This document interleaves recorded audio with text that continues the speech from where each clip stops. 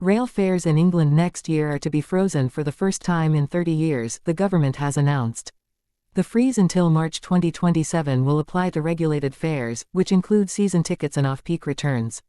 The most recent fare rise, in March 2025, was 4.6%. Rail fares traditionally have gone up in January, based on the July rate of the Retail Price Index (RPI) plus 1%. Although this formula has not always been followed, the announcement comes days before the Chancellor sets out the government's financial plans in the budget, amid a focus on the cost of living. The government also said the move is intended to directly limit inflation by holding down a major component of everyday costs. Since 2021, the annual increase has come in March instead of January.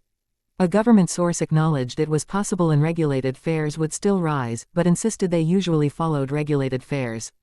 Unregulated fares increased by 5.5% in the year to March 2025, 1.1% above regulated fares, with a total increase in rail fares of 5.1% in that period.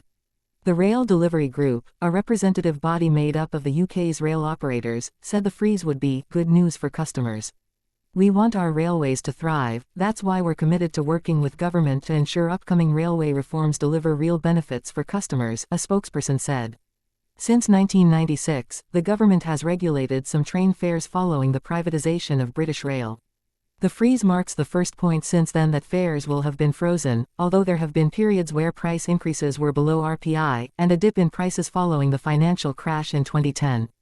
About 45% of rail fares are regulated by the government in England, Wales and Scotland, but the freeze only relates to travel in England.